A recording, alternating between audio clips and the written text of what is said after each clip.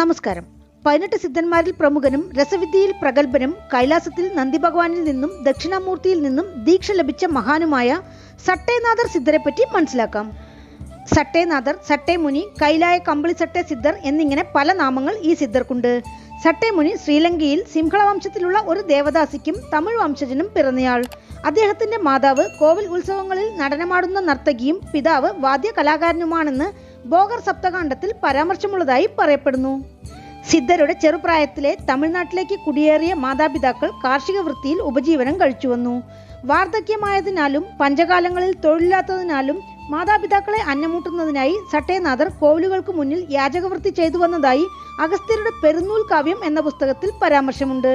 ഒരു നാൾ സട്ടേനാഥർ ഒരു കോവിലിന് മുന്നിൽ യാചകവൃത്തിയിൽ ഏർപ്പെട്ടിരിക്കെ വടനാട്ടിൽ നിന്നും വന്ന ഒരു സന്യാസിയെ സന്ധിച്ച് തന്റെ കഷ്ടങ്ങൾ പറഞ്ഞ് കണ്ണീർ വാർത്തു. നിശ്ചയിച്ച കാലം വരുമ്പോൾ എല്ലാം ശരിയാകുമെന്നും കടമകളെ നിറവേറ്റുന്നതിൽ പരമൊരു ദൈവിക വൃത്തി വേറെയില്ലെന്നും യോഗി സട്ടേനാഥരെ സമാധാനിപ്പിച്ചു. പിന്നീട് മഴ പെയ്ത് പഞ്ചം മാറിയപ്പോൾ സട്ടേനാഥരുടെ ജീവിത നിലവാരവും മെച്ചപ്പെട്ടു. അദ്ദേഹം കിട്ടുന്ന വരുമാനത്തിൽ നിന്ന് തന്നാലാവും വിധം അശരണരെയും വൃദ്ധരെയും സഹായിച്ചു വന്നു. ഒരു നാളും ശിവദർശനം മുടക്കിയതുമില്ല. മാതാപിതാക്കളുടെ സമ്മർദ്ദത്തിന് വഴങ്ങി സട്ടേനാഥർ വിവാഹിതനായെങ്കിലും ഗൃഹസ്ഥാശ്രമത്തിൽ അദ്ദേഹം താല്പര്യപ്പെട്ടിരുന്നില്ല. അങ്ങനെയിരിക്കെ ഒരു നാൾ കോവിൽ ദർശനം കഴിഞ്ഞ് തന്റെ അഴിച്ചുവച്ചിരുന്ന സട്ടെ, അതായത് മേൽവസ്ത്രം അണിയാനൊരുങ്ങിയപ്പോൾ ഇനിയും ഇത് ഊരിമാറ്റാനായില്ലേ എന്ന് മുമ്പ് കണ്ട യോഗിയുടെ ശബ്ദം കേട്ടു. ആ വാക്കുകളിലെ തത്വം മനസ്സിലാക്കി ലോകമായയിൽ നിന്നും തനിക്ക് മോചനം നേടാനുള്ള നിമിഷം എത്തിയെന്ന് തിരിച്ചറിഞ്ഞ് ആ ഗുരുവിന്റെ കൈപിടിച്ചുകൊണ്ട് സട്ടേനാഥർ സന്യാസത്തിലേക്ക് ഇറങ്ങി. ഗഗനമാർഗം 7 സാഗരങ്ങളും ചുറ്റിക്കറങ്ങിയ സട്ടേനാഥർ ഇതെങ്ങനെ സാധിക്കുന്നു എന്ന് ആശ്ചര്യത്തോടെ സന്യാസിയോട് ചോദിച്ചപ്പോൾ രസമണിയുടെ ശക്തിയാലാണ് ഇതെല്ലാം നിഷ്പ്രയാസം സാധിക്കുന്നതെന്നും പോകെ പോകെ നിനക്കും ഇതെല്ലാം വശപ്പെടും എന്നും യോഗി ഉത്തരം കൊടുത്തു. ആത്മീയ യാത്രക്കിടയിൽ പൊതികമലയിലെത്തിയ സട്ടേനാഥർ രോമസ മഹർഷിയെ കണ്ടു. കൈലാസത്തിൽ പോയി ശിവഭഗവാനെ കാണാതെ ശിവദർശനം കിട്ടാൻ പൊതികമലയിൽ തപസ്സനുഷ്ഠിക്കുകയായിരുന്നു രോമസ മഹർഷി. അദ്ദേഹം പിന്നീട് ശിവാനുഗ്രഹത്തോടെ നവകൈലാസങ്ങളെ ഉണ്ടാക്കിയ മഹാനാണ്. മനുഷ്യരെ നേർവഴിക്ക് നടത്താൻ എന്താണ് വഴി എന്നന്വേഷിച്ച സട്ടേനാഥരോട് കൈലാസം പോകൂ, ശിവഭഗവാൻ വഴി കാണിക്കും എന്ന് രോമസ മഹർഷി ഉത്തരം പറഞ്ഞു. അതിനായി കടും തപസ്സനുഷ്ഠിക്ക് എന്ന് രോമസർ ഉപദേശിച്ചതും സട്ടേനാഥർ ചതുരഗിരി മലയ്ക്ക് ചെന്ന് അവിടെ പല സിദ്ധന്മാരോടൊപ്പം ജീവിച്ച് സിദ്ധമുറകൾ പൂർണ്ണമായും കിടപിടിച്ച് അഷ്ടസിദ്ധികൾ സമ്പാദിച്ചു. അഗസ്ത്യ മഹർഷിയുടെയും ബോഗർ സിദ്ധരുടെയും ശിഷ്യനായി സട്ടേനാഥർ പല കാലം കഴിഞ്ഞിട്ടുണ്ട്. ആ കാലത്തിൽ കൊങ്കണവർ, കരുവൂരാർ സിദ്ധർ എന്നിവരുമായി അദ്ദേഹം സുഹൃബന്ധം സ്ഥാപിച്ചിട്ടുള്ളതായി അഗസ്ത്യരുടെ പെരുന്നൂൽ കാവ്യത്തിലുണ്ട്. ഗുരുക്കന്മാരുടെ ആശീർവാദത്തോടെ പഞ്ഞി പോലെ കൈലാസത്തേക്ക് പറന്നു ചെന്ന സട്ടേമുനി നന്ദിദേവനിൽ നിന്നും ദക്ഷിണാമൂർത്തിയിൽ നിന്നും ദീക്ഷ സ്വീകരിച്ചു. 12ാം നൂറ്റാണ്ടിൽ രചിക്കപ്പെട്ട അഭിധാന ചിന്താമണി എന്ന സിദ്ധന്മാരെ പറ്റിയുള്ള പുസ്തകത്തിൽ ഇതേപ്പറ്റി കുറിപ്പുണ്ട്. ശിവഭഗവാന് സട്ടേമുനിയോട് പ്രത്യേക താല്പര്യം ഉണ്ടായിരുന്നെന്നും ഭഗവാൻ മുനിയെ അടിക്കടി കൈലാസത്തിലേക്ക് വിളിപ്പിച്ചിരുന്നതായും കൈലാസത്തിലെ കൊടും കുളിരിനെ വെല്ലാൻ സട്ടേനാഥർ ശിവഭഗവാൻ കൊടുത്ത കമ്പിളി പുതപ്പ് എപ്പോഴും അണിഞ്ഞിരുന്നതായും അതിനാലാണ് അവർക്ക് കൈലായ കമ്പിളി സട്ടേമുനി എന്ന നാമം വന്നത് എന്നാണ് പറയുന്നത്. സട്ടേമുനിയുടെ വാദകാവ്യം എന്ന പുസ്തകം അത്ഭുതകരമായ രസതന്ത്ര പുസ്തകമാണ്. തുത്തനാഗം, അതായത് സിങ്ക് എന്ന ലോഹത്തെ വെള്ളിയാക്കുന്നതും വെള്ളിയെ ഇരുമ്പാക്കുന്നതും ഇരുമ്പിനെ ചെമ്പാക്കുന്നതും ചെമ്പിനെ തങ്കമാക്കുന്നത് എന്നിങ്ങനെയുള്ള രസവാദ വിദ്യയെ, അതായത് ആൽക്കമി, ഈ പുസ്തകത്തിൽ വിശദമായി വിവരിച്ചിട്ടുണ്ട്. ഈ രസവിദ്യ സാധാരണക്കാർക്കൊന്നും അത്ര വേഗം ചെയ്യാനാവില്ല. ഇത് ചെയ്യുന്നതിന് മുമ്പ് ഒരാൾ എത്ര കടമകളെ ചെയ്യണം എന്ന് വിധിമുറയുണ്ട്. അതിനാൽ 98% പേരും ഇതിൽ തോറ്റുപോകും. ഇതിൽ രസമണികളും അതിന്റെ ശക്തിയെപ്പറ്റിയും വിവരിക്കുന്നുണ്ട്. സ്വരൂപമണി, സ്തംഭമണി, കമലിനി മണി എന്നിങ്ങനെ അപൂർവ ശക്തിയുള്ള രസമണികൾ എങ്ങനെ നിർമ്മിക്കാമെന്നും ഈ പുസ്തകത്തിൽ പരാമർശമുണ്ടത്രേ. എപ്പോഴും ഉന്മേഷത്തോടെ ഇരിക്കാൻ, ആകാശമാർഗം സഞ്ചരിക്കാൻ, സകല ഐശ്വര്യങ്ങളും ലഭിക്കാൻ, സ്ത്രീവശ്യം ചെയ്യാൻ, ശത്രുക്കളെ നശിപ്പിക്കാൻ എന്നീ പ്രയോഗങ്ങൾക്കായി പലതരം രസമണികൾ ഉള്ളതായി പറയപ്പെടുന്നു.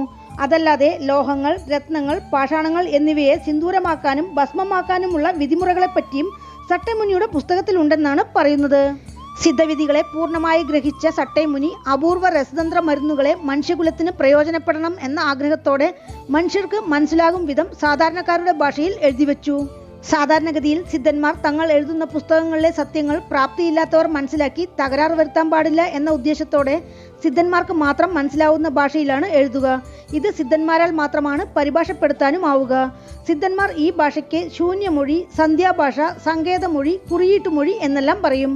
സട്ടേമുനിയുടെ ഈ തുറന്നെഴുത്ത് പല സിദ്ധന്മാർക്കും അതൃപ്തിയുണ്ടാക്കുകയും രോമസ മഹർഷി സട്ടേനാഥരെ വിമർശിക്കുകയും ചെയ്തു. ജനങ്ങളുടെ അസുഖം മാറ്റാൻ സട്ടൈമുനി തമിഴിൽ തന്നെ കുറിപ്പുകൾ എഴുതി. അതോടൊപ്പം ജനങ്ങളുടെ സുഖജീവിതത്തിനും മരിച്ചുപോയവരെ ജീവിപ്പിക്കാനുമുള്ള വഴിമുറകളെപ്പറ്റിയും എഴുതി.